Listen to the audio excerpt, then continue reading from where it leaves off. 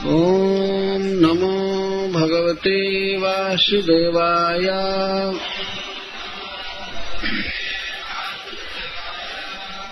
ध्रुव उवाच योऽन्तः प्रविश्य मम वाचमिमां प्रसुप्ताम्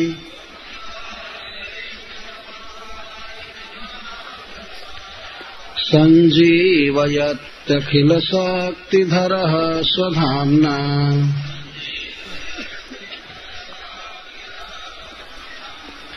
अन्यांश्च हस्तचरणश्रवणत्वगादीन्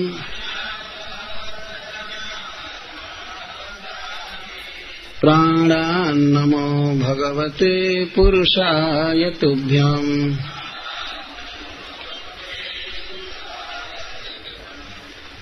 ध्रुव महाराज ने कहा, यह जो अंतः प्रविश्य मेरे अंतःकरण में प्रवेश कर मम मेरी वाचाम वाणी को इमाम इस प्रसुप्ताम सोई हुई संजीवयति संजीवित कर रहे हैं अखिल शक्तिधरः वागादि समस्त शक्तियों को धारण करने वाले स्वधामना अपनी चित शक्ति से अन्य च और हस्त हाथ चरण पांव श्रवण त्वगादि प्राणान इंद्रियों को नमः मैं नमस्कार करता हूँ भगवते भगवान को पुरुषाय अंतर्यामी को तुभ्यां आपको। तो श्री ध्रुव महाराज भगवान की स्तुति कर रहे हैं 12 श्लोकों में। भगवान के अनुग्रह से वाग आदि इंद्रिय वृत्तियां उन्हें प्राप्त हुई अद्भुत ढंग से। तो 12 श्लोकों में भगवान का गुण गा रहे हैं। ये 12 श्लोक 12 आदित्य के समान है जो समस्त महत्वपूर्ण विषयों पर पूरा प्रकाश डालते हैं। तो प्रथम श्लोक में श्री ध्रुव महाराज भगवान के अंतर्यामी स्वरूप का वर्णन करते हुए उन्हें नमस्कार करते हैं। जो ही भगवान ने अपना शंख स्पर्श किया ध्रुव महाराज के कपोल से, उसी समय उनकी इंद्रियों में एक अद्भुत लोकोत्तर शक्ति आ गई, और विशेष करके वाणी में। इसका अनुभव करके ध्रुव महाराज सबसे पहले भगवान के इस गुण को व्यक्त कर रहे हैं कि भगवान ने उनके इंद्रियों को संजीवित कर दिया। यद्यपि इसके पहले भी ध्रुव महाराज भगवान को हृदय में धारण किए थे और भगवान के तेज से वे बहुत तेजस्वी हो गए थे, परंतु फिर भी भगवान ने जब संकल्प करके उनको स्पर्श किया, टच किया, तब ध्रुव महाराज में एक अद्भुत शक्ति आ गई। जैसा पहले कहा गया था कि सतम विवक्षन्तम अतद्विदम हरि। ध्रुव महाराज भगवान के गुणों का वर्णन करना चाहते थे, परंतु उनके पास वर्णन शक्ति नहीं थी। और अब जो ही भगवान ने शंख छुआया उनके कपोल से, तो उनमें अद्भुत वाक शक्ति आ गई। तो इसको ध्रुव महाराज कहते हैं, योन्तः प्रविश्य ममवाच मिमां प्रसुप्तां संजीवयत अखिल शक्तिधर स्वधाम्ना। यह अंतः प्रविश्य, जो प्रभु हमारे भीतर प्रवेश करके हमारी प्रसुप्त वाणी को जगा रहे हैं, जीवित कर रहे हैं। श्रील प्रभुपाद जी कहते हैं कि ध्रुव महाराज अपने पहले के जीवन में और अब के जीवन में जो अद्भुत भेद है उसको समझ रहे हैं, व्यक्त कर रहे हैं, और उसकी इंद्रियां माया की तरफ अभिमुख रहती हैं, तो वह जो दशा है जीव की, वो मरी हुई दशा जैसा है। मरना तो नहीं कहेंगे, लेकिन प्रसुप्ताम, प्रकृष्ट रूपेण सुप्ता, पूरी पूरी वाणी सोई हुई है। वाणी या हस्त शक्ति, अखिल शक्ति धरह का यहाँ अर्थ है, वास्तव में जितने भी जीवों के पास क्रिया शक्ति है और ज्ञान शक्ति है, जैसे क्रिया शक्ति है हस्त, चरण, वाक और भी शक्तियां हैं, जैसे प्रस्राव करने की, शौच होने की, ये सब कर्म शक्ति के भीतर माना जाता है। इसको कर्मेंद्रिया कहते हैं, कर्म शक्ति। और ज्ञान शक्ति से सुनना, रस का स्वादन करना, जिह्वा से रसनेन्द्रिय से, नासिका से गंध का आग्रहण करना, आंख से देखना, और त्वग इंद्रिय से स्पर्श का अनुभव करना। तो ये जो प्रत्येक जीव के पास शक्तियां हैं 5 प्रकार की, जो रूप, रस, गंध, शब्द और स्पर्श का अनुभव करती हैं, इनको ज्ञान शक्ति कहा गया है। तो संपूर्ण जीवों के पास जो ये ज्ञानेन्द्रियां हैं या कर्मेंद्रियां हैं, इनके कंट्रोलर भगवान हैं। इनमें देखने की, सुनने की, सूंघने की, स्पर्श की या चलने की, कुछ काम करने की सारी शक्तियां भगवान देते हैं। इसीलिए इनको यहाँ पर ध्रुव महाराज कहते हैं अखिल शक्तिधर। अखिला शक्ति ही धारयति इति अखिल शक्तिधर। एक व्यक्ति समस्त प्राणियों के चक्षु आदि का कंट्रोलर है, नियामक। जैसे हम लोग बहुत से बल्ब देखते हैं बिजली के, और बहुत सी मशीन है, लेकिन सब में विद्युत धारा प्रवाहित होकर के उन सब का संचालन करती है।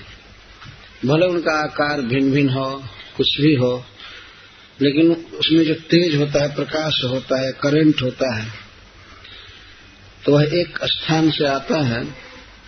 तो उसी प्रकार जितने भी जीव हैं और जो खा रहे हैं, पी रहे हैं, बोल रहे हैं, चल रहे हैं, मत्तः स्मृति ज्ञानमपोहनम से, वो भगवान से सारी शक्ति आ रही है।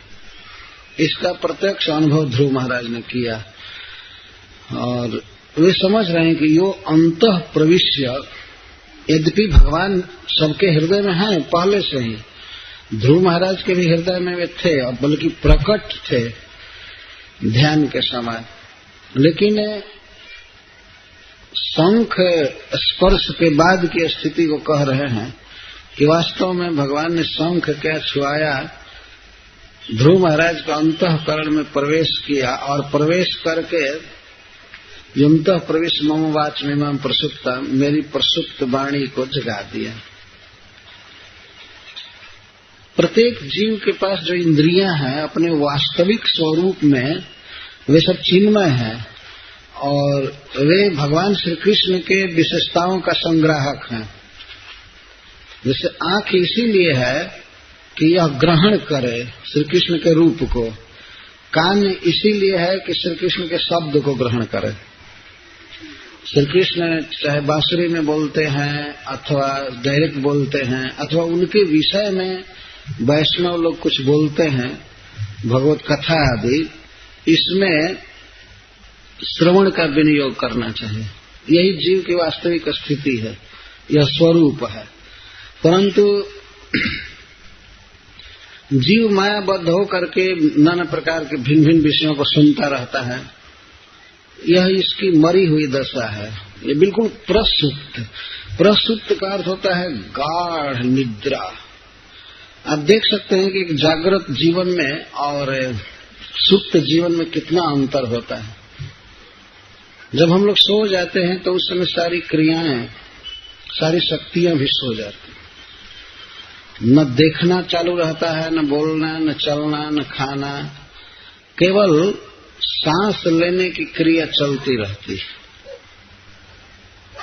और भी ब्लड प्रेशर आदि भी भीतर चलता रहता है। कभी कभी फेल हो जाता है किसी का, तो कहते हैं हार्ट अटैक हो गया। तो आदमी सोया हो या चाहे जागृत हो, कुछ क्रियाएं चलती रहती हैं, परंतु अन्य जो शक्तियां होती हैं देखने की, खाने की, छूने की, सूंघने की, काम करने की, वो सब सुप्त हो जाती। तो ध्रुव महाराज कहते हैं कि आपने हमारी सोई हुई शक्तियों को, विशेष करके वाग इंद्रिय को जगा दिया। और अन्य हस्त चरण श्रवण त्वगादि, अन्य भी जो प्राण का अर्थ इंद्रियां, अन्य भी जो हमारे प्राण है, इंद्रियां हैं, जैसे हस्त, चरण, श्रवण, त्वक आदि, इनको भी आप संजीवित कर रहे हैं, संजीवित कर रहे हैं, जगा रहे हैं। ये प्रश्न हो सकता है कि सबकी इंद्रियां तो ऐसे जगी हैं, काम कर रही हैं, देख रही हैं, सुन रही हैं, सब कार्य कर रही हैं, इनको नया क्या जगाना है? नहीं जगाया जाता। जैसे भक्ति विनोद ठाकुर कहते हैं, जीव जागो गोरा चांद बोले, कत निद्रा जाओ माया पिशाची कोल। कितने दिन सोए रहोगे माया पिशाची के अंक में, गोद में? जागो जागो जागो जागो। तो यह वो प्रसिद्ध निद्रा से नहीं जगाया जा रहा है। जागते हुए भी जो हम भगवत विमुख हैं, भगवान को नहीं समझ रहे हैं, भगवान का कीर्तन नहीं गा रहे हैं, उनके अंग सुगंध को ग्रहण नहीं कर रहे हैं, उनको देख नहीं रहे हैं, तो इसके लिए कहा जाता है जागो जागो जागो। और जाग करके और कुछ करो या मत करो, महामंत्र तो जपो, हरे कृष्णा कृष्णा कृष्णा हरे हरे, हरे राम राम राम हरे। तो भगवान चैतन्य महाप्रभु कहते हैं जीव जागो। और भक्ति विनोद ठाकुर जी कहते हैं कि गोरा चांद कहते हैं कि हे जीव जाग। क्या करेंगे जाग करके? तो भगवान कहते हैं कि तुम्हारे लिए मैं अवतार लिया। मरे हुए हो, सोए हुए हो, तुमको जगाने के लिए, खिलाने पिलाने के लिए, स्वस्थ करने के लिए मैं अवतार लिया। तो क्या करेंगे? तो भगवान यहाँ तो कहते हैं कि मैं आया हूँ और एक बहुत बड़ी औषधि लाया हूँ माया नाश करने के लिए। तो जीव कह सकता है तो दे दीजिए, इसमें मांगना क्या है? जब लाए हैं तो दे दीजिए। तो भगवान कहते हैं लव तुम्हें मांगी, इन्हें छी औषधि माया नाशी बारे लागी, हरि नाम महामंत्र लव तुम्हें मांगी। भगवान लेकर के आए, लेकिन कहते हैं मांगोगे तब दूंगा।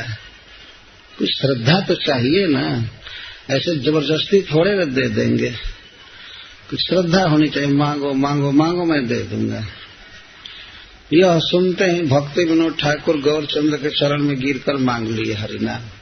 इस पद में इस तरह से कहा गया है, भगति विनोद प्रभु चरणे पड़िया, सही हरिनाम मंत्र लैला मांगिया। हरे कृष्णा कृष्णा कृष्णा हरे हरे, हरे राम राम राम हरे। तो यह जो दशा है वास्तव में प्रसुप्त दशा है। कहीं कहीं तो शास्त्रों में कहा गया है प्रसुप्त नहीं, मृत दशा है जीव की, मरी हुई दशा। लोक में कहते हैं कि मरना और सोना समान माना जाता है। जो सोया है व्यक्ति, तो उसमें मृत्यु के जितने भी लक्षण होते हैं सब आ जाते हैं, केवल सांस भर छोड़ करके।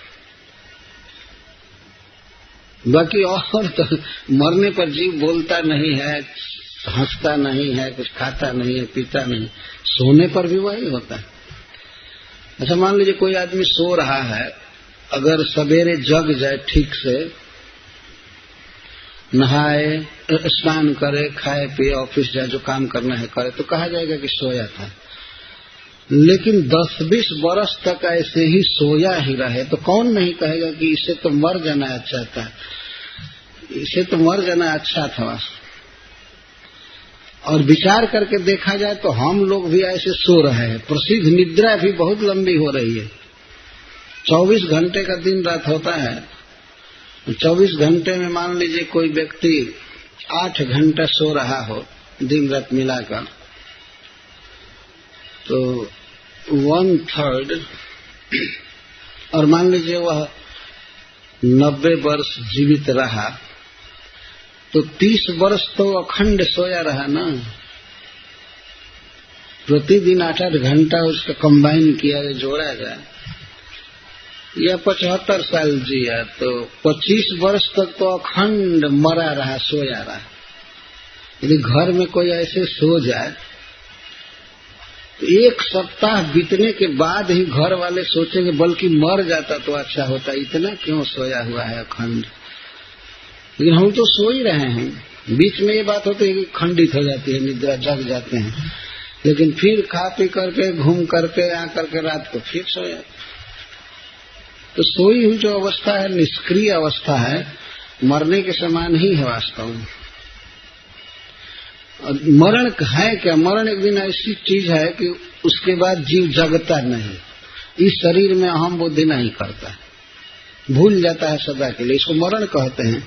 जंतुर वै कश्चिद हेतुर मृत्युर अत्यंत विस्मृति। भगवान उद्धव जी से कहते हैं 11 स्कंध में कि जब जीव इस शरीर को अत्यंत विस्मृत हो जाता है तो इसी को मरण कहते हैं।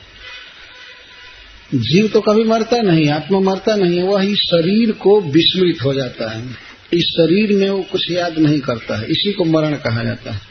और दूसरे शरीर में अहम बुद्धि करता है, उसका स्मरण करता है, तो उसका जन्म कहते हैं उसको। जैसे हम लोग सपना देखते हैं तो सपने में इस शरीर को तो भूल जाते हैं, और स्वप्न में हम दूसरे शरीर में जगने लगते हैं। देखते हैं कि हम ऐसे जा रहे हैं, खा रहे हैं, पी रहे हैं, यह काम कर रहे हैं। तो यह स्वाप्निक अवस्था है, तो इसको पुनर्जन्म जैसा समझ लेना चाहिए।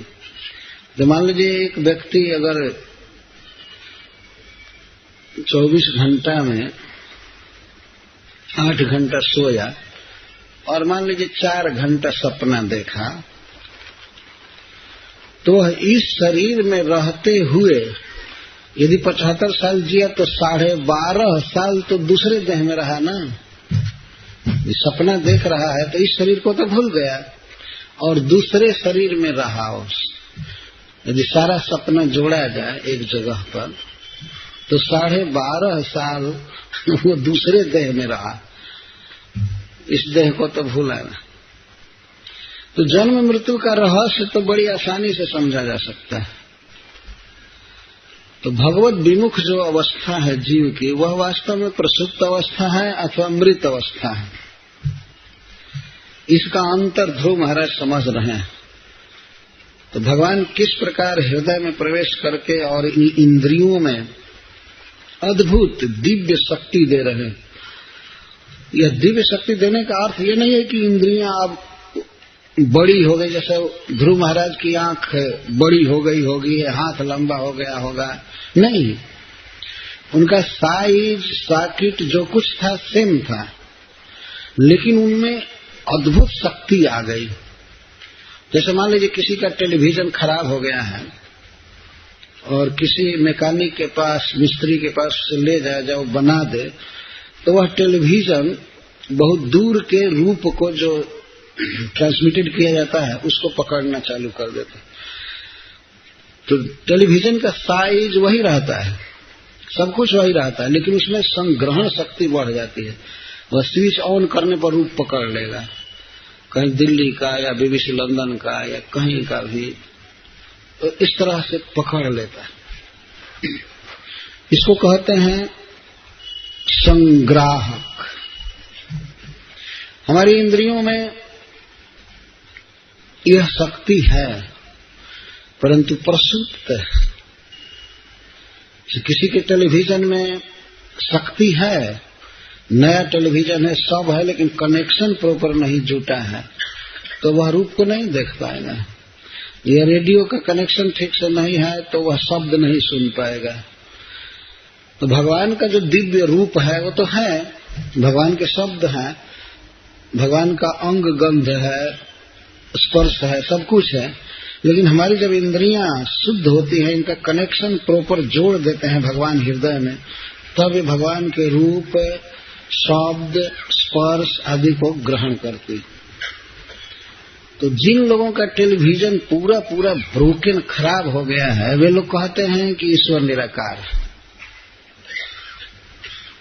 मान लीजिए वो अपने टेलीविजन को खूब पेरे इधर से उधर और कहे कि नहीं, जितना टेलीविजन डिपार्ट है सबने बंद कर दिया है ट्रांसमिशन, कहीं से कोई भी पावर हाउस नहीं है, कुछ नहीं है। अरे कुछ क्यों नहीं है?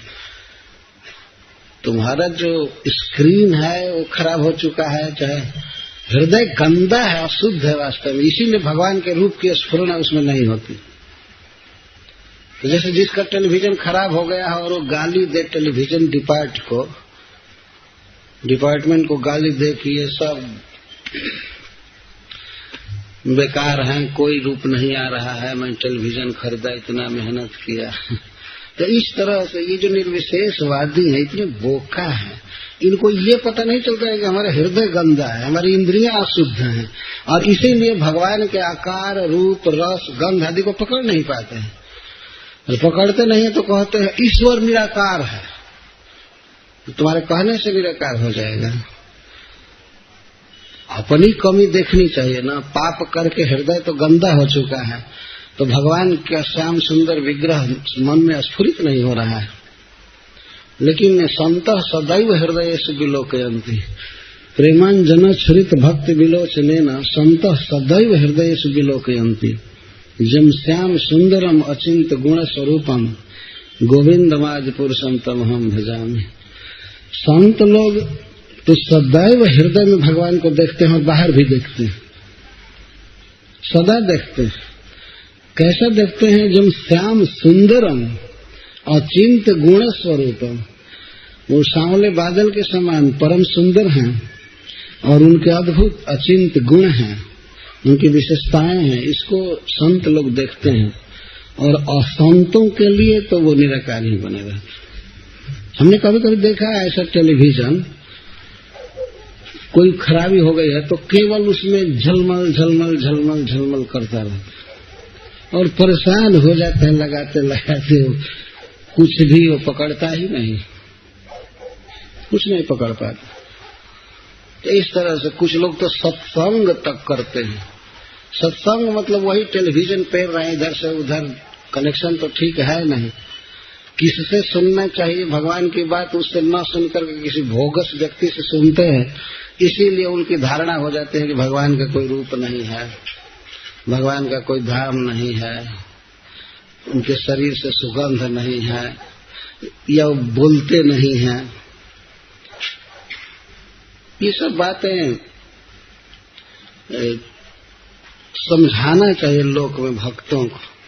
ध्रुव महाराज बता रहे हैं कि हमारी अद्भुत शक्ति हो गई वाणी में, मेरी सोई हुई वाणी को आप जगा दिए, और अन्य भी हस्त, चरण, श्रवण, त्वगादि, हमारा हाथ, हमारा चरण, श्रवण और त्वगिंद्रिय, इसमें अद्भुत शक्ति आ गई।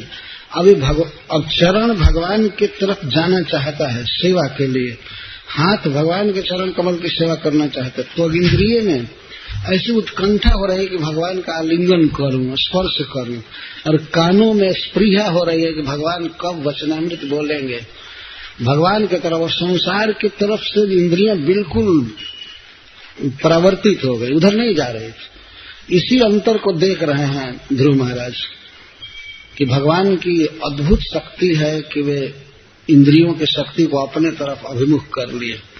अन्यांश हस्त चरण श्रवण त्वगादीन प्राण नमो भगवते पुरुषाय तुभ्यम। वास्तव में हे प्रभु आप पुरुष हैं। मैं आज इस बात का साक्षात्कार कर रहा हूं कि वास्तव में आप अंतर्जामी हैं। हृदय में रहते हैं और यहाँ से स्मृति, ज्ञान, विस्मृति आदि देते हैं।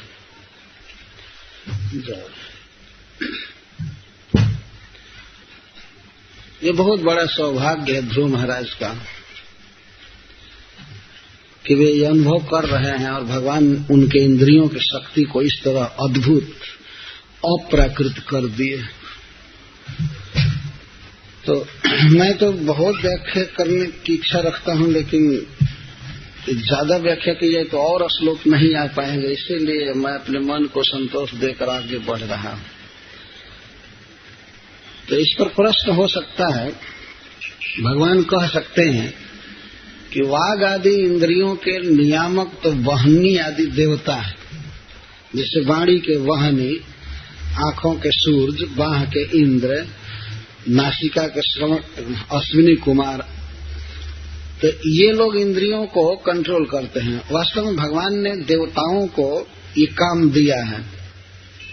प्रत्येक इंद्रिय के नियामक कोई न कोई देवता होता है, और देवता के हाथ में होता है कि वह व्यक्ति देखेगा या सुनेगा या चलेगा। जितने भी प्राणी हैं सबके इंद्रियों पर देवता वास करते हैं। तो मानो भगवान यह कह सकते हैं ध्रुव महाराज से कि यह बात तो प्रसिद्ध है कि वहनी आदि देवता वाग आदि इंद्रियों के नियामक, तो हम इसमें क्या करते हैं? तुम्हारी इंद्रियों, तुम्हारी वाणी को वहनी देवता चालू किए होंगे, अग्नि देवता, या तुम्हारे हाथ में इंद्र शक्ति दे रहे होंगे, हम क्या कर रहे हैं? तो इसी का उत्तर देते हैं ध्रुव महाराज। एकस्त्वमेव भगवन् इदमात्मशक्त्या मायाख्ययोर्गुणया महदाद्यशेषम् सृष्ट्वानुविश्य पुरुषस्तदसद्गुणेषु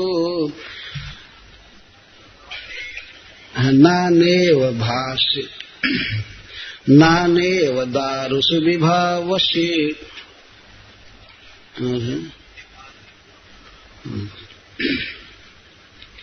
नानेव दारुषु विभावसुवद विभासी। कहते हैं कि हे प्रभु, जो भिन्न भिन्न इंद्रियों पर देवता बसते हैं यह तो सत्य है, परंतु एकमात्र आप अपनी बहिरंगा माया शक्ति द्वारा समस्त विश्व की सृष्टि करते हैं। तुम एक एव इदम आत्मशक्त्या। देवता भी तो भगवान के द्वारा पैदा किए गए ना, और वे भिन्न भिन्न पदों पर डाले गए, और उनमें जो इंद्रियों को कंट्रोल करने की शक्ति है वह भगवान द्वारा आती है वास्तव में। और इंद्रियों की सृष्टि भगवान किए हैं, भोगों की सृष्टि की है। तो इदम का अर्थ यह संपूर्ण विश्व प्रपंच आप अकेले सृष्टि किए हैं, कोई इसमें आपका सहायक नहीं रहा।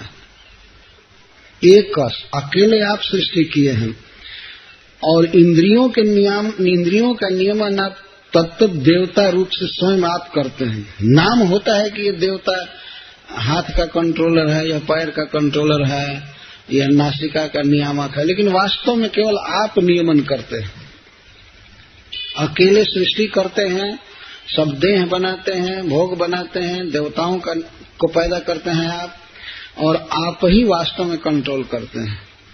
ये देखा जाए, देवता हाथ पर रहेंगे, पैर में रहेंगे, आंख में रहेंगे, लेकिन यदि परमात्मा यहाँ से स्विच ऑफ कर दे तो ये देवता कुछ भी नहीं कर पाएंगे। देखने की शक्ति उनमें नहीं है, देख नहीं पाएगा व्यक्ति। देवता रहेंगे इंद्रियों पर, लेकिन परमात्मा यदि यहाँ से संबंध काट ले, चेतना न दे, तो कोई भी कुछ भी नहीं कर सकता। इसलिए ध्रुव महाराज कह रहे हैं कि कोई कुछ नहीं कर रहा है, केवल आप कर रहे हैं। एकस्त्वमेव भगवान इदमात्म सत्या मायाख्योर गुणया महदाद्यशेषम। आप अपने मायाख्या शक्ति द्वारा, बहिरंगा शक्ति द्वारा महद आदि अशेष विश्व की सृष्टि करते हैं, संपूर्ण विश्व की, और फिर उसमें प्रवेश करते हैं।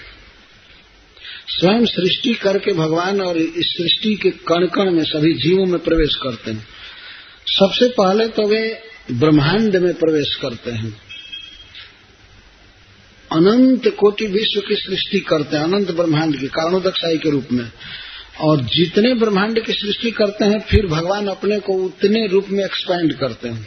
अनंत अनंत कोटि ब्रह्मांड है और उनमें अनंत अनंत स्वरूप से भगवान अपने को प्रकट करते हैं और फिर अपने को क्षीरोदकशाही के रूप में प्रकट करके फिर जितने जीव हैं उतने हृदय में भगवान अपने को प्रकट करते हैं। यह अद्भुत ऐश्वर्य है उनका। और किसी में भी कोई शक्ति है, चाहे कर्म शक्ति चाहे ज्ञान शक्ति, चाहे कर्म इंद्रियां काम करती हैं या ज्ञान इंद्रियां, वास्तव में सब कुछ के नियंता श्री कृष्ण है, विष्णु। आप ऐसा करते हैं तो बहुत सुंदर दृष्टांत दे रहे हैं ध्रुव महाराज। जैसे विभावसु दारुसु विभाति तथा तुम विभासी। जैसे चाहे लकड़ियां कितनी भी हो, दारू किसी भी प्रकार का हो, लंबा हो, मोटा हो, बड़ा हो, कुछ भी हो, संसार में आप देख सकते हैं कितनी कितनी लकड़ियां हैं, दारू हैं। यदि मान लीजिए उसमें आग लगे सभी लकड़ियों में, तो आग तो एक है लेकिन लकड़ी के डिजाइन के अनुसार आग भिन्न भिन्न लगेगा। व्यक्ति देखेगा ये भिन्न आकार का आग, कहीं कहीं जैसे हीटर में कहीं राउंड कहीं गोल कहीं लंबा वो आग दिखती है। लंबी लकड़ी होगी, लंबा दारू होगा तो उसमें अग्नि भी लंबा दिखाई देगा। यदि गोला या मोटा लकड़ी है तो उसमें अग्नि भी मोटा दिखाई देगा। तो जिस प्रकार एक ही अग्नि भिन्न भिन्न दारुसु भिन्न भिन्न काष्ठों में भिन्न तरह से दिखाई देता है लेकिन रहता है वास्तव में एक ही, उसी प्रकार से सभी प्राणियों के भीतर आप अवस्थित रहते हैं। भले उनके शरीर का साइज दूसरा रहता है और भिन्न भिन्न देवता लगता है कि उसको नियमित कर रहे हैं, नियंत्रित कर रहे हैं, लेकिन वास्तव में आप नियंत्रित करते हैं। आप सब जगह इस तरह से व्याप्त हैं। और ऐसे असंख्य रूप में अभिव्यक्ति के लिए उदाहरण भागवत में दिया गया है।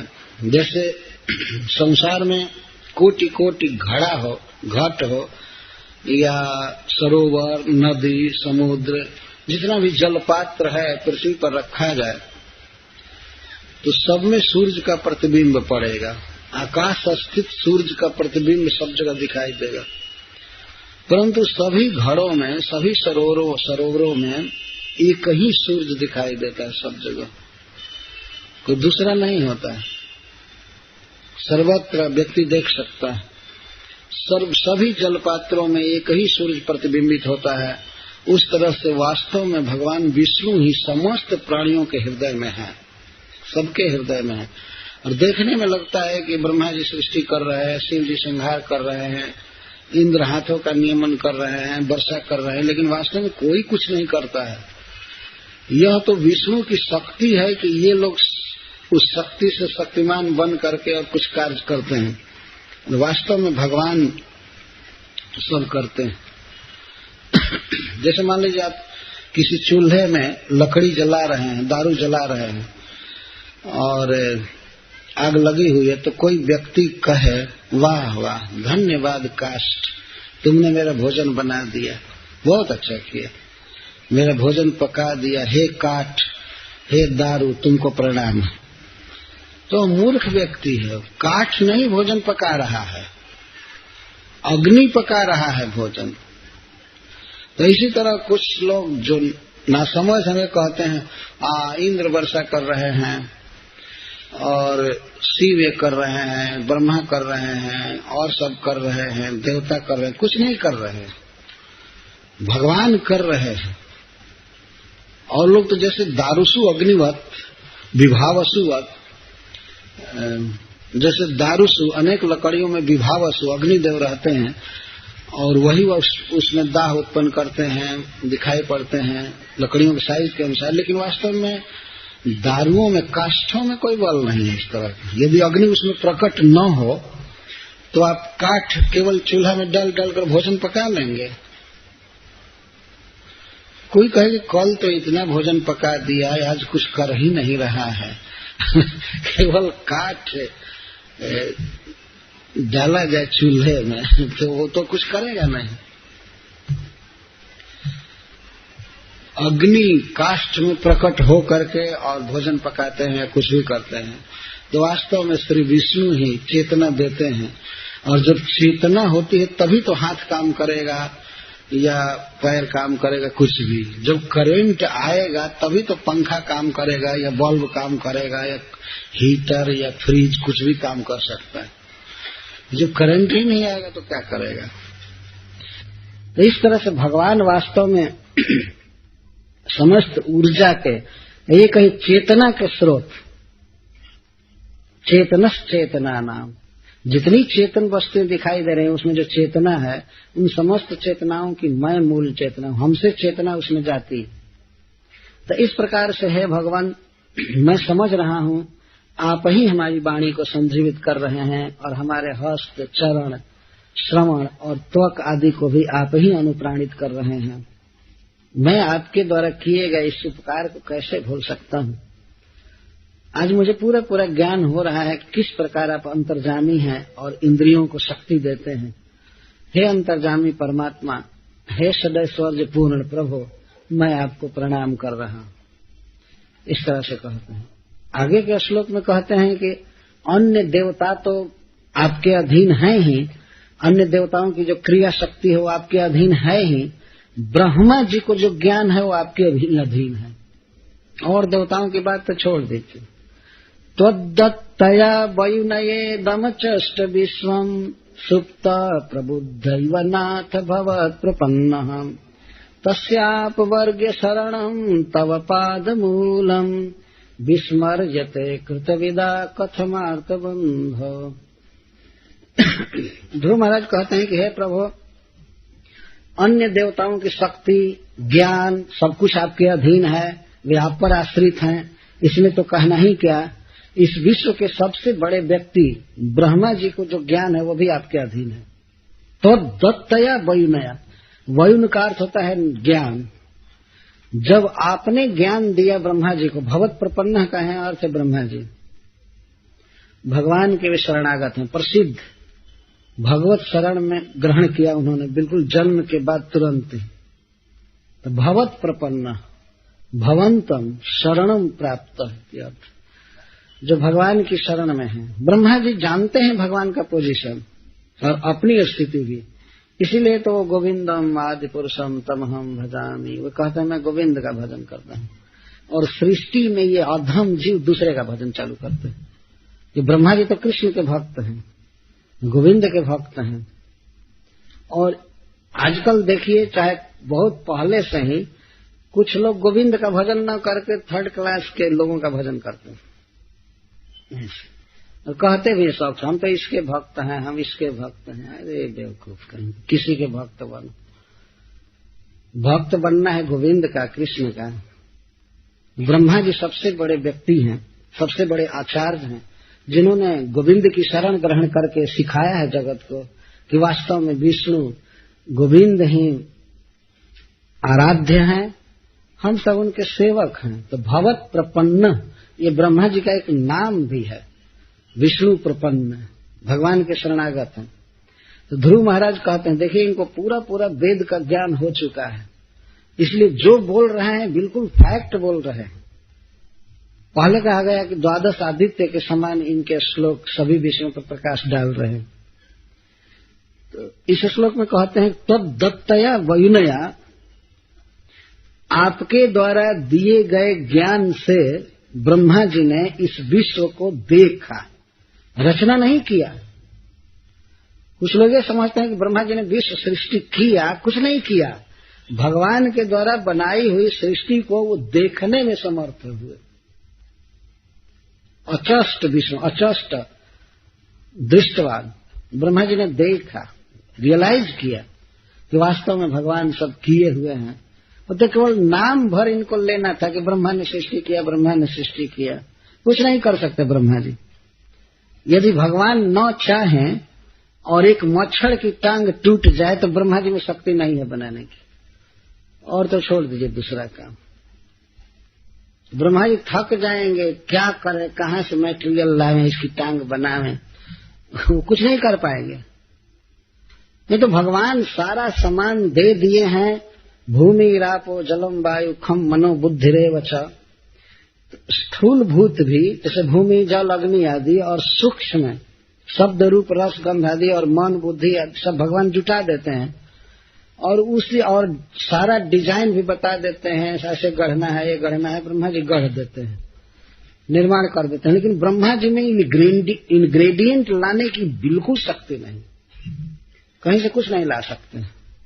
जैसे संसार में मनुष्य रेल बनाते हैं, वायुयान बनाते हैं, बस बनाते हैं, कार बनाते हैं, लेकिन जो भी इंग्रेडिएंट्स हैं वो सब भूमि से लेते हैं। और भूमि में किसका बाप बना करके रखा है जरा बताइए। भूमि में एल्युमिनियम है, लोहा है, या रबड़ उत्पन्न होता है, पेट्रोल है, ये किसका है? किसी के पास यह शक्ति नहीं है कि कुछ बनावे। जितने लोग आते हैं बस निकालते रहते हैं, भूमि से निकालते रहते, जो आए बस खानो, इसको खोदो, निकालो निकालो, भोग और मरकर चले जाओ। जो आता है बस निकालता है। किसी से पूछिए, रुको, निकालने के पहले विचार करो ये किसने भरा है पृथ्वी में, किसने सामान दिया है, तो कहेगा माफ कीजिए हमको तो पता नहीं। तब पूछा अपने बाप से पूछो, शायद वो कुछ डाला होगा, कोयला अबरक तांबा लोहा कुछ डाला होगा। तो उसे पूछा जाए तो कहे नहीं हमको पता नहीं है। तो उसके दादा से पूछ।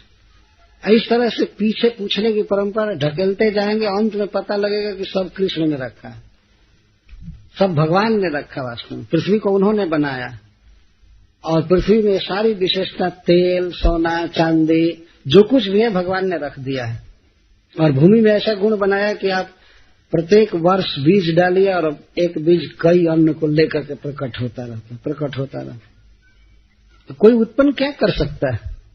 यदि किसी वैज्ञानिक को, मिस्त्री को कहा जाए कि खबरदार भगवान की बनाई हुई चीज मत लो और अपने देह से औजार निकाल कर बस बनाओ,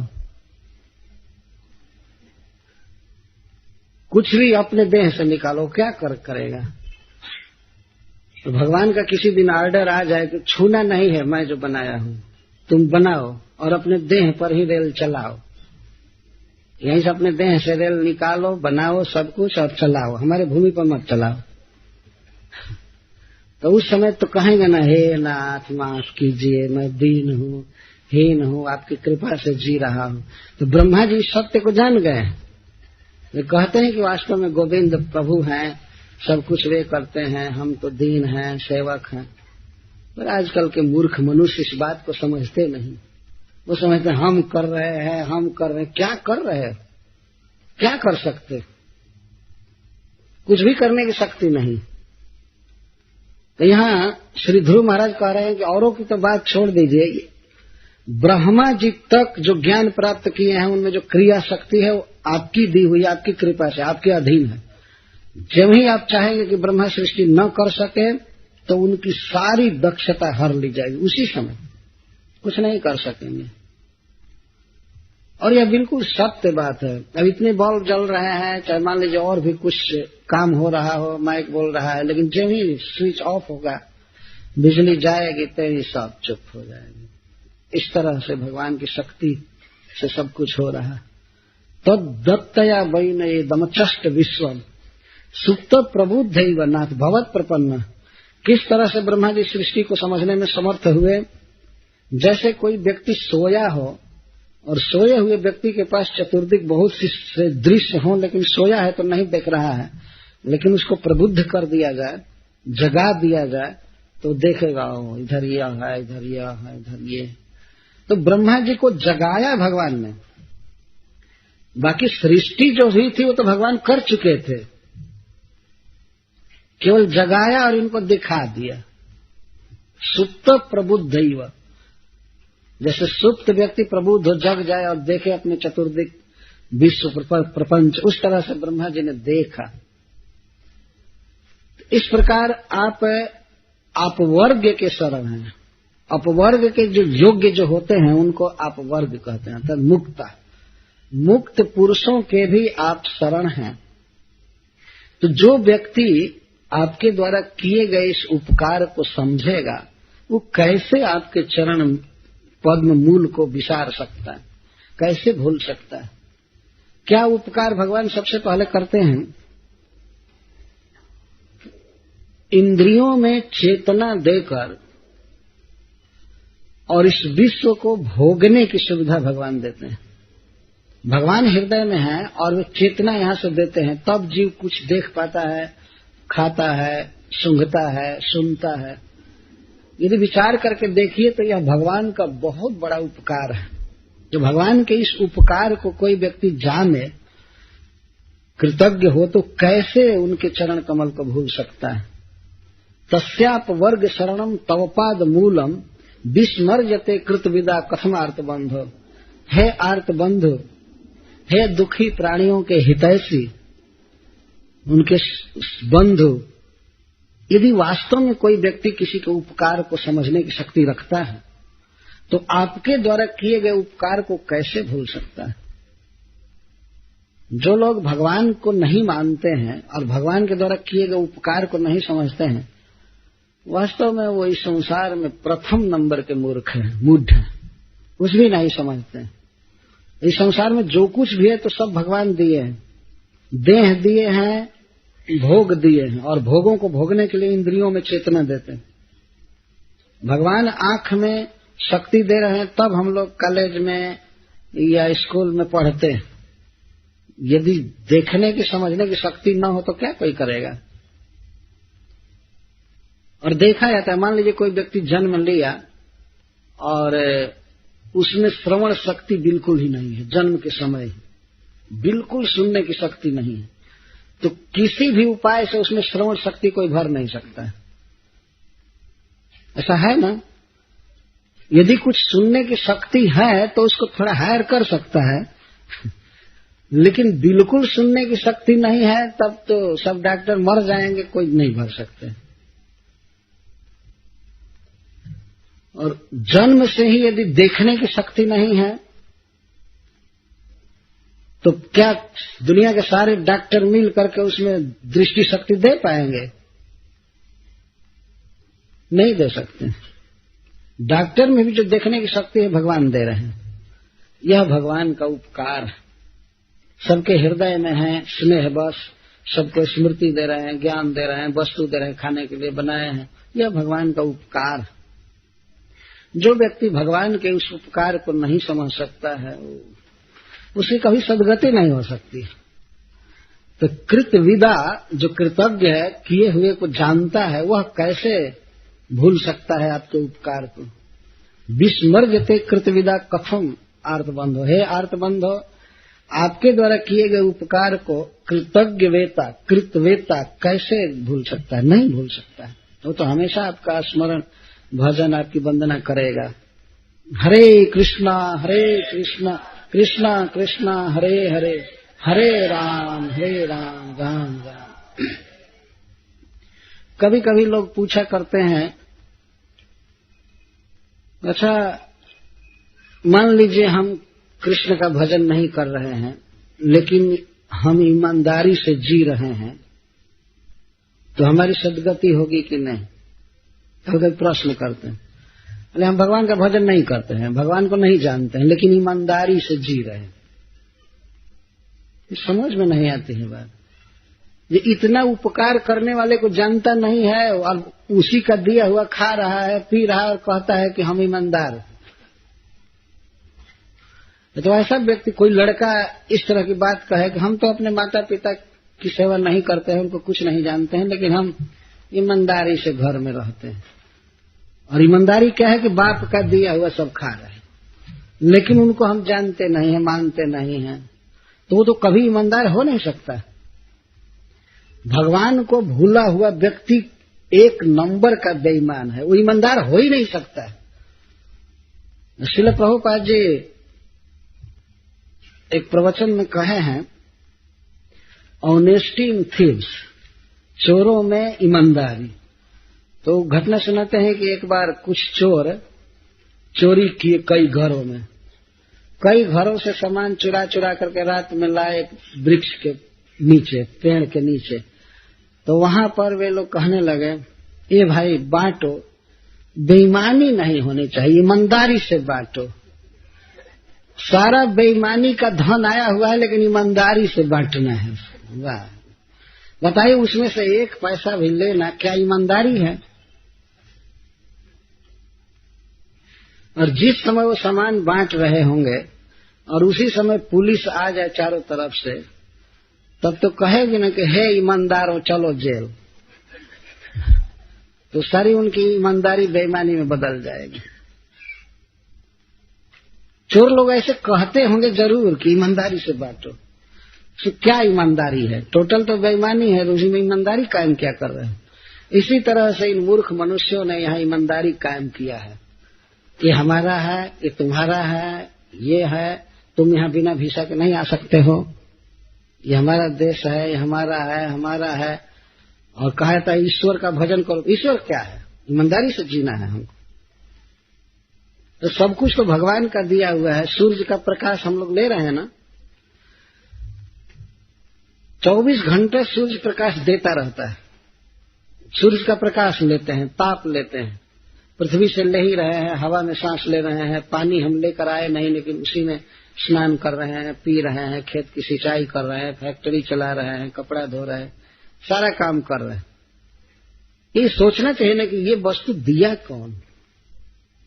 बिजली जलाते हैं, इसका बिल तुरंत आता है, महीना बीतते बीतते इलेक्ट्रिक बोर्ड तुरंत बिल भेज देता है, आपने हमारा बिजली जलाया। यदि भगवान किसी दिन सूर्य का बिल भेजे तब क्या होगा? वो भी कितने वर्ष का बकाया और इंटरेस्ट जोड़ करके भेजे तब क्या कहेंगे? यही ना कहें हे नाथ बस माफ कीजिए, हमने देने की शक्ति नहीं। क्या उसका कोई बिल नहीं होता है? भगवान तो इतने महान है, इतने धनी है कि इन कंगालों के पास बिल क्या भेजे। वो छोड़ दिया है कि खाओ पियो, उनको कोई ऐसी जरूरत नहीं। और न तो उनको ये बिजली कभी उनकी कट सकती है, न उसको देने में उनको बहुत परिश्रम है। स्वाभाविक ही ज्ञान बल क्रिया स्वाभाविक है। सूर्य को सेट कर दिया है, उसमें कोई पेट्रोल नहीं डालना है, ईंधन नहीं डालना है, बस अशेष तेज सूर्य चमक रहा है। ये भगवान की बुद्धि है। यदि कोई व्यक्ति इस बात को नहीं मानता है तो वास्तव में वो गधा है, बिल्कुल नहीं समझ रहा है, इतना डल माइंडेड। ये भगवान की सृष्टि है, और नहीं तो वह बतावे कि किसकी है। वो बता सकता है क्या? यही कहेगा ना कि हमको मालूम नहीं, हमको मालूम नहीं। पर कुछ लोग ऐसे मूर्ख होते हैं, वो कहते हैं प्रकृति ने किया है, इसमें भगवान क्या कर रहा है? तो प्रकृति तुम्हारी दादी है क्या? प्रकृति ने किया, इतना तो माने ना कि प्रकृति ने किया। प्रकृति है क्या? अगर पूछा जाए प्रकृति क्या है, जैसा गीता में अर्जुन ने भगवान से पूछा है प्रकृति क्या है, पुरुष क्या है, तो भगवान ने उसका उत्तर दिया है कंप्लीट। लेकिन इन गधों से पूछा जाए प्रकृति क्या है तो चुप हो जाएगी। बस है, बस नेचर है, क्या है, क्या बताना है। बस इतना ही कह दो नेचर है। अगर नेचर शब्द का प्रयोग करेंगे तो उसमें प्रश्न उठेगा किसका नेचर, किसका स्वभाव। यह नेचर जो है प्रकृति वास्तव में वो गॉड का, भगवान का बहिरंग स्वभाव है, एक्सटर्नल एनर्जी को कहते, ये भगवान का प्रभाव है। तो जीव तो प्रकृति के साथ रह रहा है और भगवान अपने धाम में रहते हैं, इसीलिए भगवान से परिचय है नहीं। प्रकृति के गोद में रह रहे हैं, खा रहे हैं, पी रहे हैं, तो सारा श्रेय प्रकृति को देते हैं। नेचर सब कर रही है, प्रकृति कर रही है। और प्रकृति को सारी शक्ति जो देने वाले हैं, स्वामी हैं, उनके बारे में कोई पता ही नहीं। इस विषय में एक बहुत सुंदर कथा प्रभुपाद जी कहे हैं। एक विदेश की बात है, एक जगह कहीं पर एक व्यक्ति था, वो प्रतिदिन नौकरी करने के लिए, काम करने के लिए बहुत दूर जाता था अपने घर से। आज भी देखा जाता है बड़े बड़े शहरों में लोग 1-1, 2-2 घंटा तक जाते हैं काम करने और शाम को फिर आते हैं। तो बाप था, उसको एक पुत्र हुआ था, तो पुत्र का जन्म हुआ उसी समय, उसके पहले से ही वो काम पर जाता था।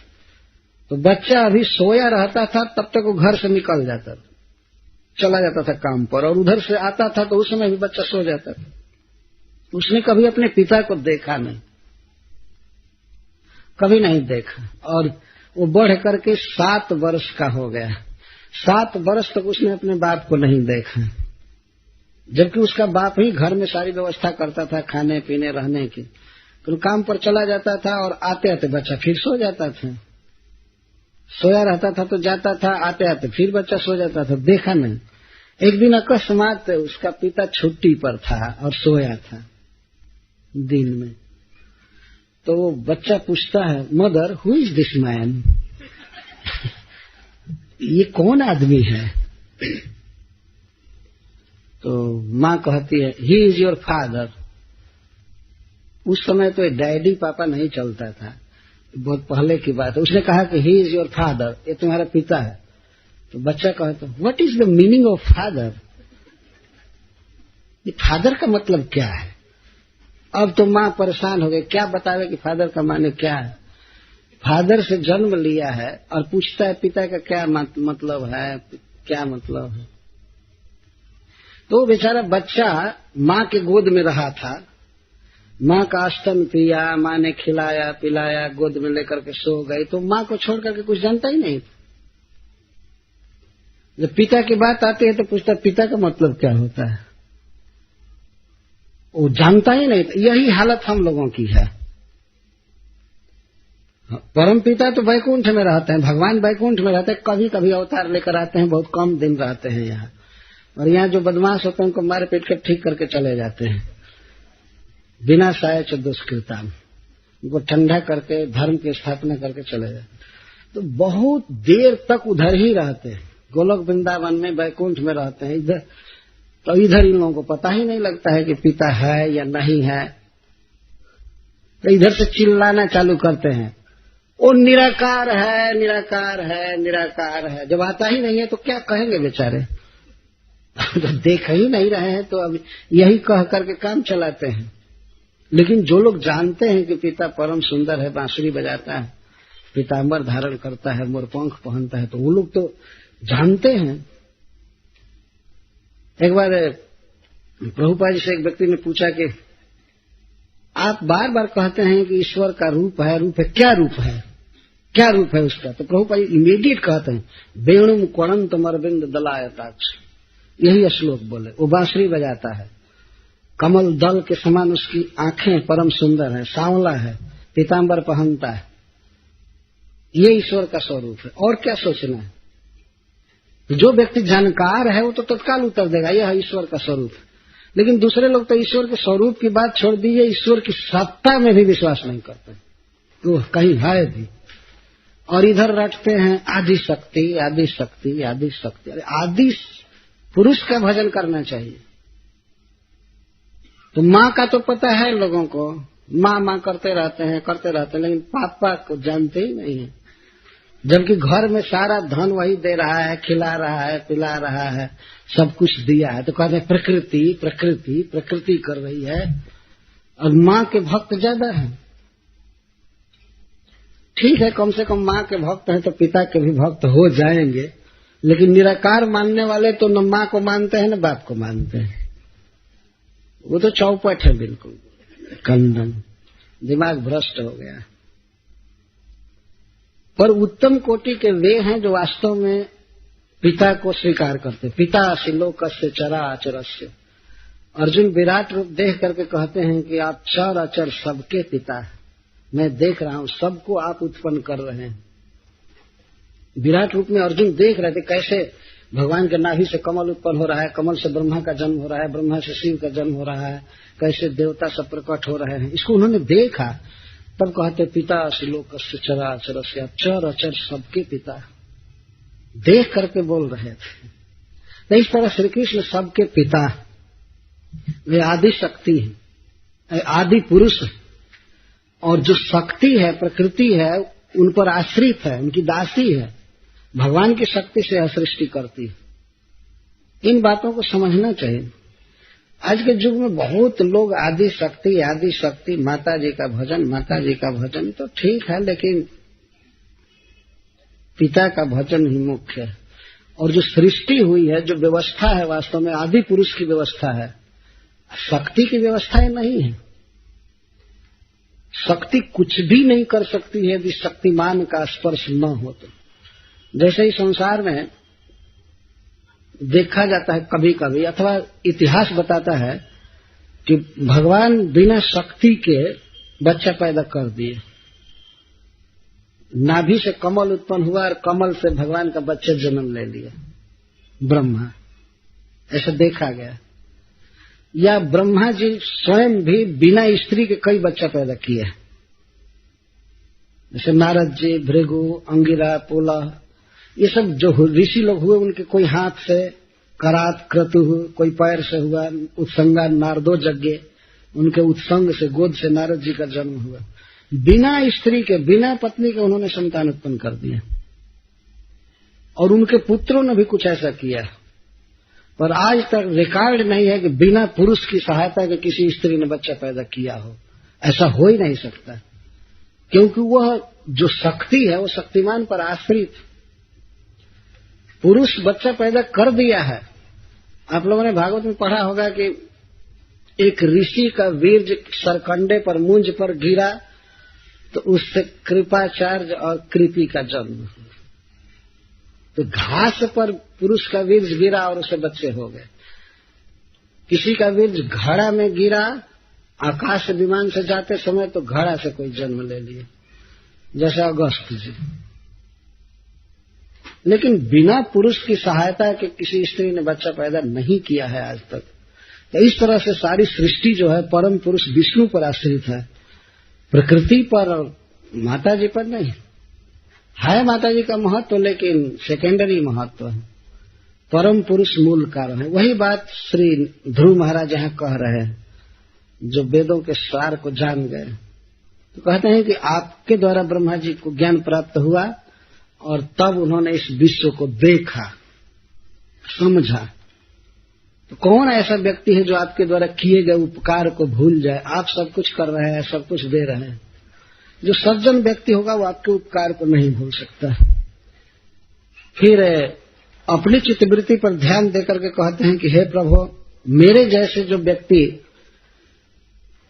धर्म अर्थ काम के लिए आपकी आराधना करते हैं, विषय भोग के लिए आपका भजन करते हैं, वे भी अति मूढ़ ही हैं। नूनम विमुष्ट मतय, जो लोग विषय भोग के लिए आपका भजन करते हैं वे विमूढ़ मति, उनकी मति को माया ने वंचित कर दिया है, ठग लिया, छीन लिया। नूनम विमुष्ट मतय, निश्चित, नूनम का अर्थ होता है निश्चित। वे लोग हत बुद्धि हैं, ये त्वाम अप्यय हेतु, कैसे है श्लोक, भवाप्य विमोक्षणवन्य हेतु अर्चन्ति कल्पक तरुम कुणपोपभोग्यम इच्छन्ति जत स्पर्शजम निर्येपि निर्णाम।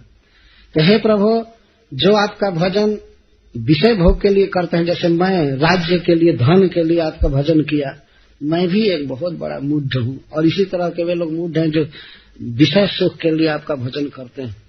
आप तो कल्प वृक्ष की तरह है, जो मांगा जाए वो दे देते हैं, लेकिन वे मूढ़ हैं जो आपसे भोग मांगते हैं। कैसा भोग? जो भोग इस मृतक शरीर के द्वारा भोगा जाता है। कुणप, कुणप कहते हैं शव को। यह शरीर क्या है?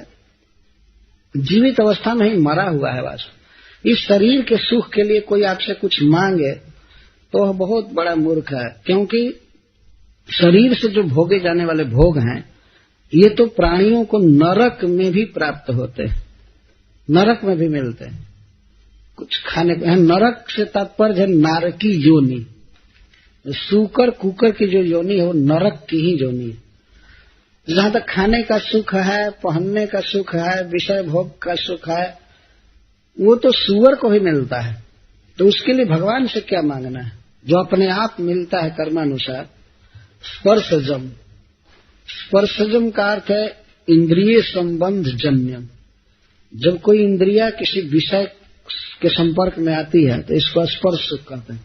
जैसे आंख किसी रूप को देखती है, कान किसी शब्द को सुनता है, नासिका गंध को सुनती है, शरीर स्पर्श करता है और रसनेन्द्रिय किसी वस्तु को खाती है, तो इसको संस्पर्शज भोग कहते हैं। इंद्रियों से विषयों का संस्पर्श। तो जो सुख की अनुभूति होती है अनुभव होता है, ऐसा अनुभव तो सूकर कुकर को भी होता है। साथ रह करके उसको आलिंगन करके जो सुख लेते हैं उससे ज्यादा सुख मिलता है एक सुअर को एक सुअरी का स्पर्श करके। हो सकता है कि ज्यादा वो सुख हो। अब मनुष्यों में ही देखिए, कोई व्यक्ति गद्दा पर सोता है, लेकिन हो सकता है कि रात में उसको नींद अच्छी नहीं आती होगी, सपना देखता होगा, लेकिन एक कुत्ता एक सुअर राख पर सो करके उससे ज्यादा सुख प्राप्त करता है। उसको कोई चिंता नहीं रहती। वो ये रात को सोता है तो सोता है, ये चिंता नहीं करता कि सवेरे ये काम करना है, वो काम करना है, इधर बिल देना है, उधर ये काम करना है। वो निश्चिंत सो जाता है बिना पहरेदार के। इधर तो धनी धनी लोगों की नींद हराम हो जाती है। सिक्योरिटी गार्ड बाहर बंदूक लेकर के खड़ा रहता है, फिर भी नींद नहीं आती। भयादलब्ध निद्राणाम, भय से नींद नहीं आती। या भय नहीं हो तो लोभ से नींद नहीं आती। कल ये करना है, कल इतना कमाना है, आज 1-2 लाख का घाटा हो गया, ये हो गया, नींद भी नहीं ले सकते। तो इस प्रकार का विषय भोग तो नरक में भी जीव को प्राप्त होता है। इसके लिए भगवान की क्या आराधना करनी।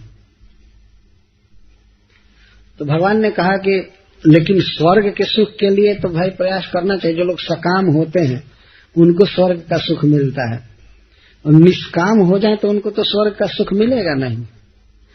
तो ध्रुव महाराज कहते हैं स्वर्ग के सुख की क्या आवश्यकता है। भक्तों को तो इतना अपार अद्वितीय आनंद मिलता है कि उसके आगे स्वर्ग की कोई आवश्यकता नहीं। वे बहुत प्रसिद्ध श्लोक में बोलते हैं, या निर्वृत्ति तनुभृतां तव पाद पद्म ध्यानात् भवज्जन कथा श्रवणेन वा स्यात् सा ब्रह्मणि स्वमहिमन्यपि नाथमाभूत् किं त्वन्तकाशि लुलितात् पततां विमानात्। गुरु महाराज कहते हैं कि हे प्रभु, आपके चरण कमल का ध्यान करके जो सुख प्राप्त होता है, अथवा आपके भक्तों के मुख से आपके कथामृत का श्रवण करके पान करके जो सुख प्राप्त होता है, वह सुख तो आपके स्वरूप में भी नहीं है। ये भगवान आनंदमय है, आनंद घन है। लेकिन ध्रुव महाराज कहते हैं कि आपका ध्यान करके भक्त को जो सुख मिलता है और आपकी कथा सुन करके जो सुख मिलता है, वह सुख तो आपको भी सुलभ नहीं है। आपके स्वरूप में भी वो सुख नहीं, ब्रह्म में आपकी महिमा में वो सुख नहीं। भगवान उतना सुखी नहीं होते हैं जितना भक्त सुखी रहते हैं।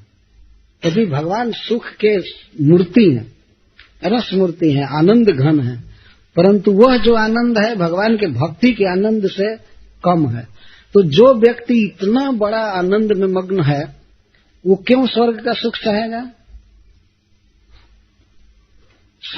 स्पष्ट बोलता है, या निर्वृत्ति तनुभृतां तव पाद पद्म ध्यानात् भवज्जन कथा श्रवणेन वा स्यात् सा ब्रह्मणि स्वमहिमन्यपि नाथमाभूत्।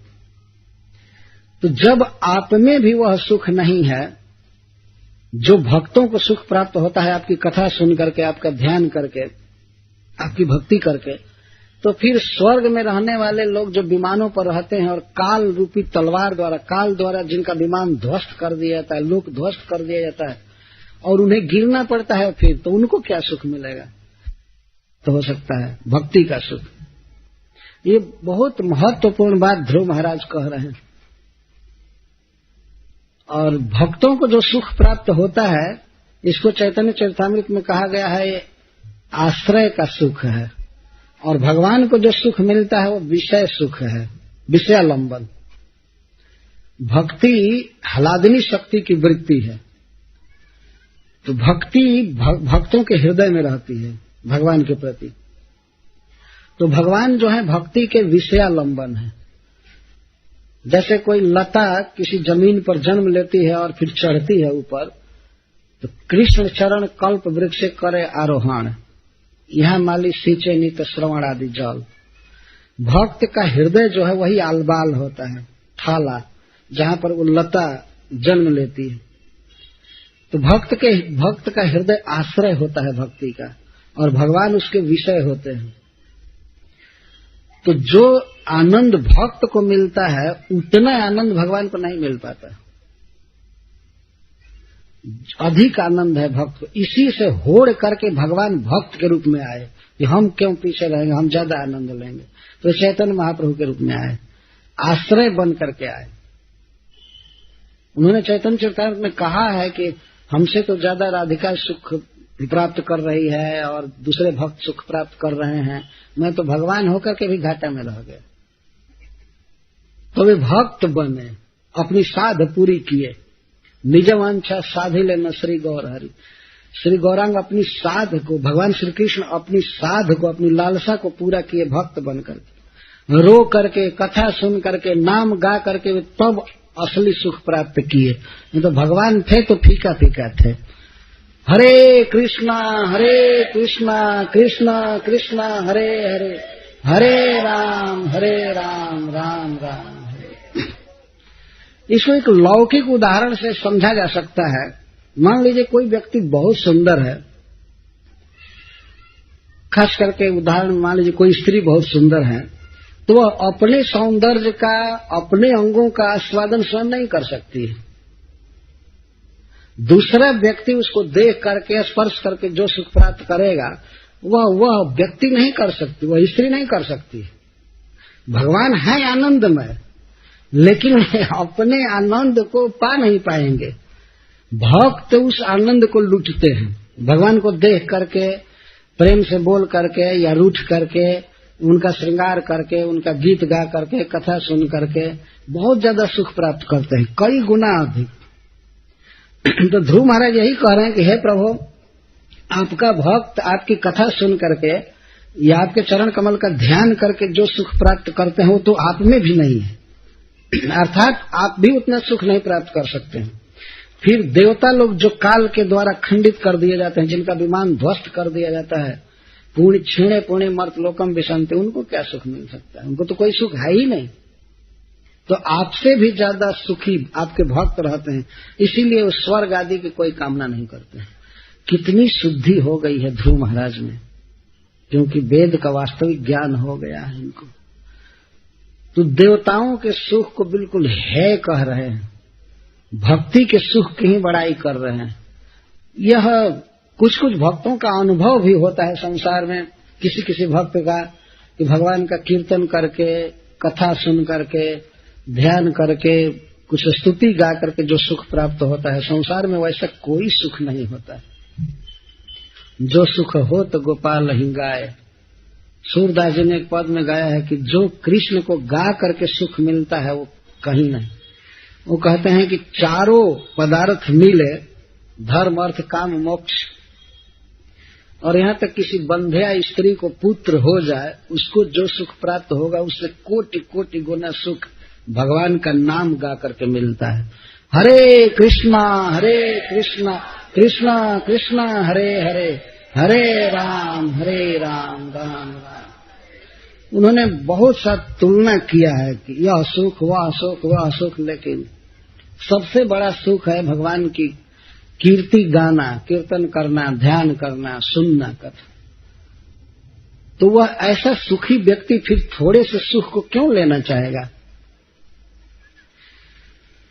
तो इसका अर्थ है कि जब तक व्यक्ति स्वर्ग की कामना करता है, विषय भोग चाहता है, तो उसको भक्ति सुख का अनुभव नहीं होता है। भक्ति सुख का अनुभव हो जाने पर क्यों स्वर्ग चाहेगा? अच्छा, कुछ लोग ये सोचते हैं कि हम भगवान बनेंगे। तो उन लोगों को सोचना चाहिए कि जब भगवान भक्त बनकर आ रहे हैं तो तुम भगवान बनकर के तो घाटे में रह जाओगे, और वैसे तो बनेगा ही नहीं। तो पागल का विचार है। एकम एवं द्वितीय, हम भगवान एक हैं, अद्वितीय हैं, कोई दूसरा बन नहीं पाएगा। पर कुछ पागल ऐसे सोचते हैं कि हम भगवान बनेंगे, और नहीं तो भगवान में मिल जाएंगे, भगवान में जाकर समा जाएंगे। तो समा करके तो आत्महत्या ही किया ना। भगवान में अपने को खत्म करो, चाहे ये करो। कई बार लोग तर्क करते हैं, कहते एक दिन जीव भगवान में मिल जाएगा, यही बहुत बड़ी सिद्धि है, यही मुक्ति है। और उदाहरण क्या देते हैं, एक बिंदु है समुद्र में मिल जाता है। तो श्रीपाद शंकराचार्य ने बहुत सुंदर इसका उत्तर दिया है, उनका षटपदी एक ग्रंथ है, 6 श्लोक। तो उसमें वे कहते हैं कि हे विष्णु, हे कृष्ण, यह सत्य है कि आप में और हम में भेद नहीं है। ये सत्य बात है। आप चिन्मय हैं, दिव्य हैं, तो जीव भी चिन्मय है, दिव्य है। इस दृष्टि से भेद नहीं, परंतु हे विष्णु, हम में और आप में बहुत भेद है। तो उदाहरण देते हैं कि जैसे कोई तरंग है या बिंदु है, तो तरंगो ही समुद्र, समुद्र नैव तारंग, ऐसा वो शब्द देते हैं। समुद्र से तरंगे बनती हैं, तरंगों से समुद्र नहीं बनता है। तो कुछ लोग कहते हैं कि बिंदु सागर में समा जाएगा तो सागर हो जाएगा, ये हो जाएगा, वो हो जाएगा, और एक दिन ब्रह्म और जीव का भेद मिट जाता है, ऐसा हो जाता है। तो श्रीपाद शंकराचार्य के अनुसार ही उत्तर दिया है, ठीक है, जितनी भी नदियां हैं या बिंदु हैं वो सब जाकर समुद्र में मिले हैं ना। समुद्र तो किसी में जाकर मिला नहीं, और समुद्र पहले से रहता है ना। समुद्र पहले से ही रहता है, अपार जल राशि, उसमें जाकर कोई बिंदु मिल जाए, मिले या न मिले दूसरी बात है, लेकिन मिलना भी होगा तो समुद्र में जाकर वो मिलेगा। समुद्र तो आएगा नहीं मिलने के लिए। तो भगवान तो पहले से ही है, अनंत सौंदर्य, माधुर्य, ऐश्वर्य, और उनके पास कोई जाकर उनकी सेवा करना चाहे, चाहे उनमें समाना चाहे, तो जो सेवा करना चाहता है वो बुद्धिमान है, वास्तव में भक्त है। भगवान के पास सेवा जाकर के करेगा, पंखा झलेगा, भगवान को भोजन बनाएगा, भगवान को स्नान कराएगा, तो इससे बहुत बड़ा सुख है। और कुछ पागल हैं, वो सोचते हम जाकर भगवान में समा जाएंगे। समा जाओगे? श्रील प्रभुपाद जी कहते हैं कि मान लीजिए किसी व्यक्ति ने कुछ पुत्र पैदा किया है, तो पिता यही सोचेगा कि ये बेटा हमारे पास रह करके हमारी सेवा करे, ये करे, और कोई पागल बेटा कहे कि नहीं मैं तुम में समाना चाहता हूं, तो बाप तो घबरा जाइए, क्या करने लगा। मैं तुमको पैदा किया कि हमसे बाहर रह करके मेरी सेवा करो, और वो कहे कि नहीं मैं आपसे मिलकर एक होना चाहता हूं। तो हो सकता नहीं, भगवान से कोई मिल सकता नहीं वास्तव में, लेकिन कुछ लोग सोचते हैं और इसी सिद्धांत को वे प्रचारित करते हैं, कहते हैं यही ठीक है, यही ठीक है। लेकिन वास्तविक सिद्धांत है कि जीव भगवान के पास जाता है, यदि भक्ति करता है, तो भगवान को देख करके, भगवान को खिला करके, पंखा झल करके जो सुख प्राप्त करता है उतना सुख भगवान को भी नहीं है। आनंद घन भगवान भी उतना सुख प्राप्त नहीं करते। इसीलिए भक्त लोग ये 3rd क्लास की मुक्ति नहीं चाहते हैं। मम जन्मनि जन्मनीश्वरे भवतात भक्ति रहे तो की तो। हे विष्णु, हे कृष्ण, जहां भी जन्म हो, भले किसी कीट जोनी में मेरा जन्म हो, लेकिन वैष्णव के परिवार में हमको जन्म दीजिएगा। मैं आपकी भक्ति करना चाहता हूं, मैं आपकी सेवा करना चाहता हूं। भक्त का, जीव का यही वास्तविक सुख है। तो ध्रुव महाराज कहते हैं कि जो सुख है आपके चरण पद्म का ध्यान करके होता है, और जो सुख आपकी कथा सुन करके मिलता है, वह सुख तो आपके स्वरूपानंद से भी ज्यादा है, अधिक। तो ऐसा भक्त क्यों स्वर्ग चाहेगा? स्वाभाविक उसकी तृष्णा हट जाती है। अतः कथा श्रवणाय सत्संगति देहि। तो अगले श्लोक में कह रहे हैं, अतः आपकी कथा सुनने का मुझे सुयोग हो, इसके लिए हमें भक्त संग दीजिए। भक्ति मोह त्वयि प्रभ, भक्ति त्वयि है ना? अच्छा, भक्ति मोह त्वयि, भक्ति मोह त्वयि प्रवहता में प्रसंग, भक्ति मोह प्रवहताम त्वयि में प्रसंगो, भूयादनंत महता ममलाशयानाम, जेनांजस्वल्बणमुरु व्यसनम भवार्धिम, निश्चय भवद गुण कथा मृतपान मत्तः। अतः हे प्रभो, आप अपने भक्तों का संग मुझे दीजिए। भागवत में भगवान से डायरेक्ट जिन भक्तों ने मांगा है, तो यही मांगा है कि हमें साधु संग दीजिए, भक्त संग दीजिए।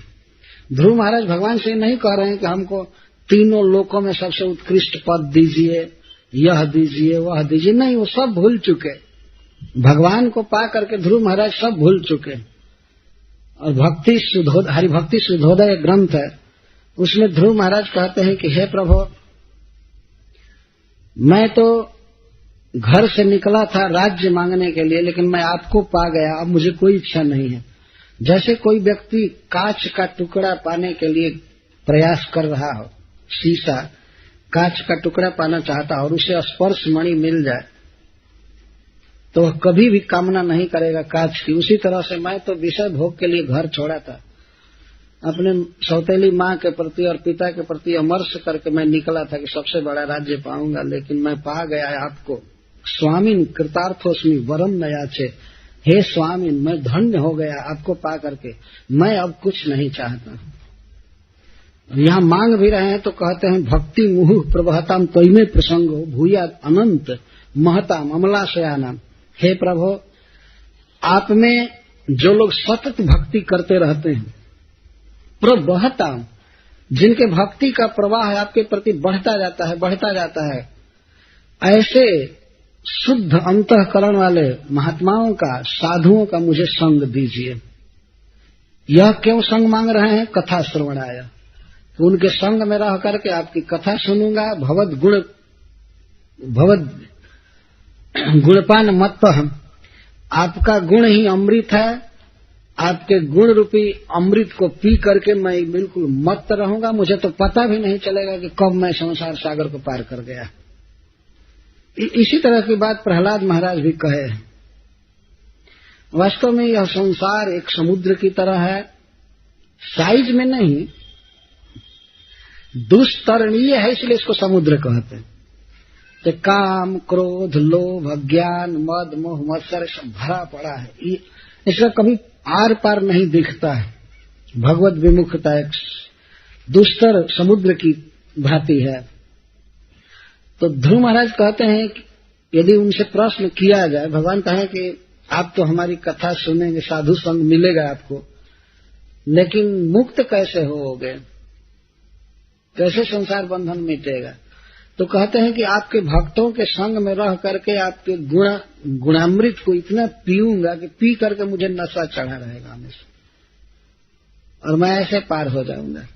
पार होने का यह मतलब यह है कि इतना मैं आनंद में रहूंगा आपकी कथा सुन करके, आपका कीर्तन करके, कि मुझे तो पता ही नहीं चलेगा कि कब जन्म मरण मिट गया, क्या काम होता है, क्या क्रोध होता है, क्या लोभ होता है, इसका पता ही नहीं चलेगा।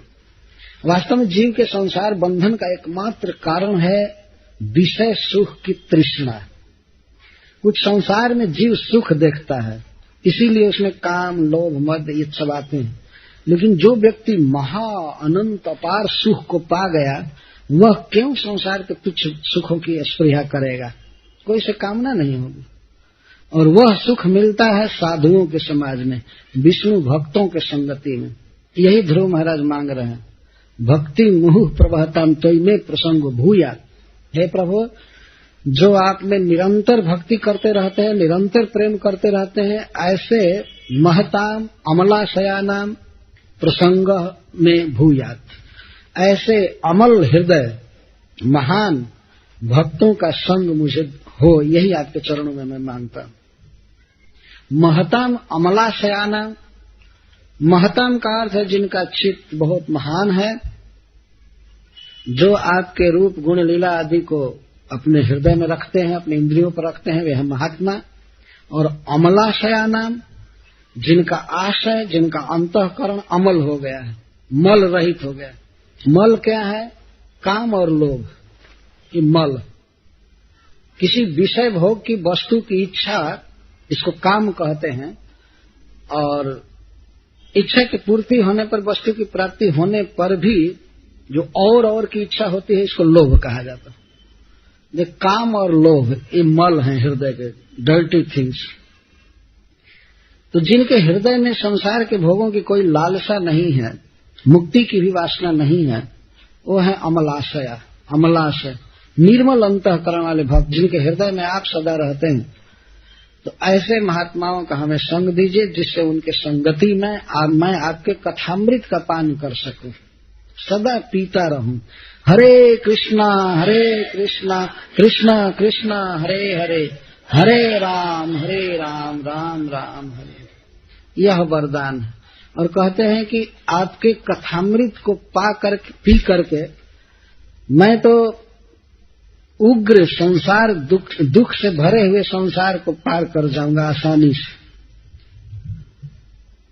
इस संसार को पार करने का मतलब है इसकी याद न करना। कोई ऐसा चीज खा लिया जाए कि याद न आवे किसी चीज की कामना न हो। जैसे एक बार मैं व्यक्ति से पूछा था कि गांजा पीने से क्या लाभ आपको होता है। मैं पूछा ऐसे जिज्ञासा कर, गांजा पीने से क्या लाभ होता है। तो व्यक्ति कहा कि सब कुछ भूल जाता है कुछ देर के लिए। सब कुछ भूल जाता है? हाँ, कुछ भूल जाता है, दुख भूल जाता है गांजा पी करके। तो कितना देर भूलते हैं? तो भूलते हैं लगभग 20 मिनट 15 मिनट के लिए भूल जाता है। मैं कहा तो फिर तो याद आती है ना। और क्या क्या भूलता है? क्या संसार पूरा भूल जाता है? भगवान की याद आती है? तो नहीं, भगवान की याद नहीं आती। भगवान चाहे संसार सब भूल जाता है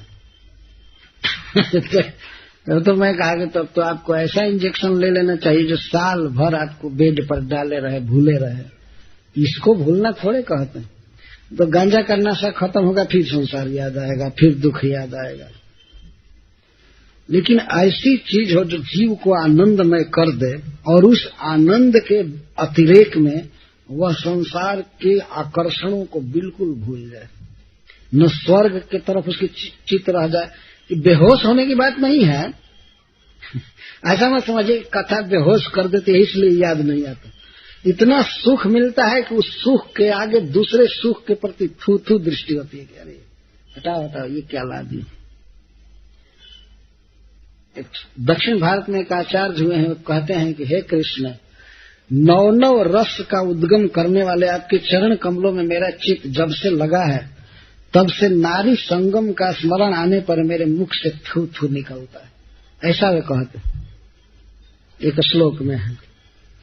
ये संसार का कोई भी सुख है भगवान के भक्ति के सुख के आगे कुछ भी नहीं। जब यह कह दिया गया कि भगवान का जो स्वरूप सुख है वह भी भक्तों के द्वारा की गई भक्ति के सुख के समान नहीं, तो भक्त ज्यादा सुखी रहते।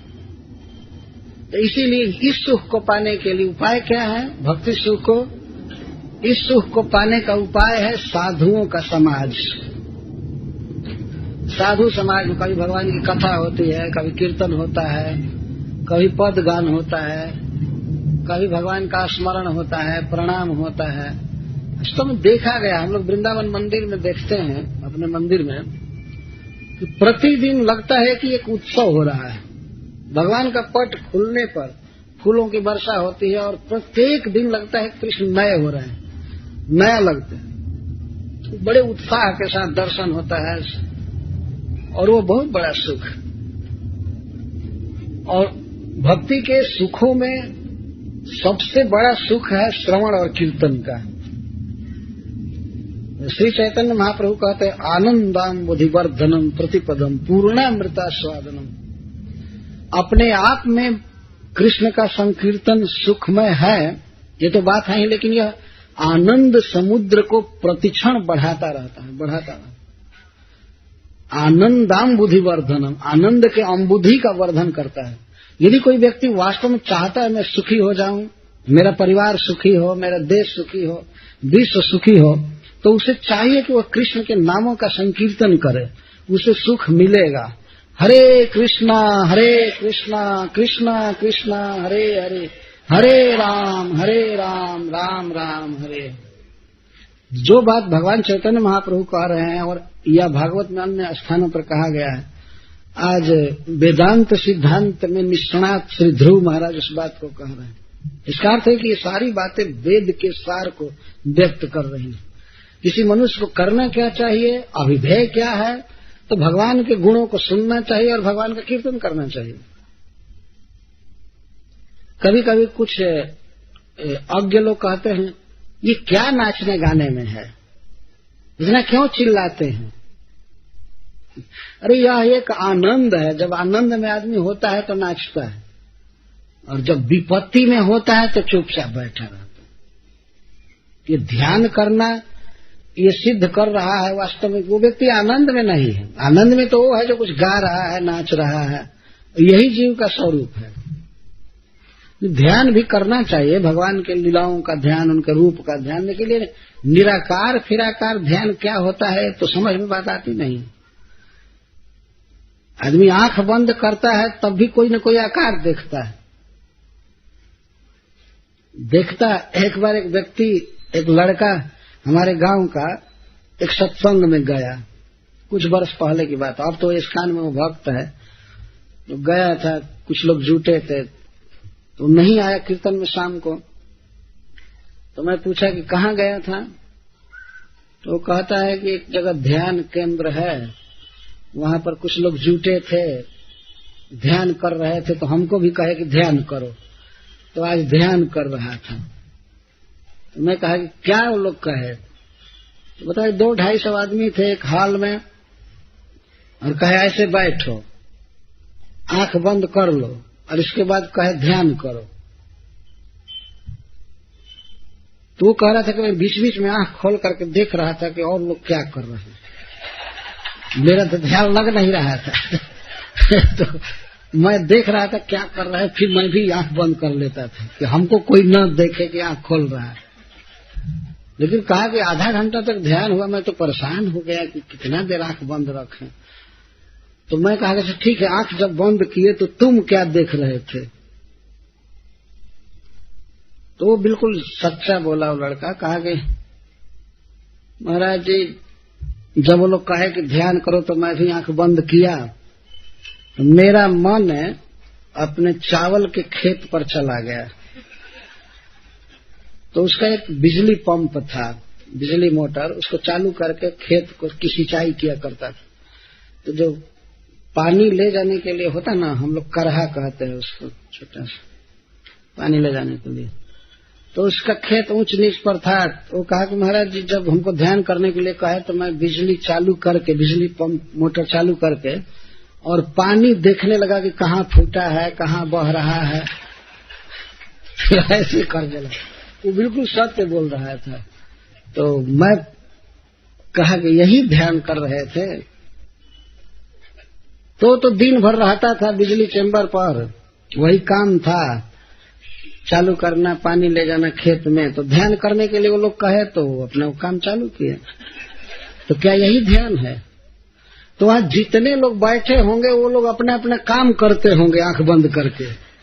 कोई दुकान में सौदा तौल रहा होगा, कोई कुछ कर रहा होगा, लेकिन मान लिया गया ध्यान हो गया, और आधा घंटा में ही बस तड़फड़ा गए, उठ करके चाय पियो, बीड़ी पियो, सिगरेट पियो, तब राहत मिल रही थी। वो ध्यान में कोई सुख नहीं, ध्यान एक दंड जैसा लग रहा था उन लोगों को। वहां से हटे तो जल्दी जल्दी चाय पियो, ये पियो, ये पियो, तब राहत, तब सुख हुआ।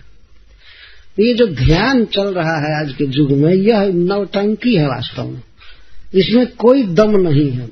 एक ही रास्ता है, भगवान के नाम का उच्चारण। हरेर नाम हरेर नाम हरेर नामैव केवलम कलौ नास्तेव नास्तेव नास्तेव गतिरन्य।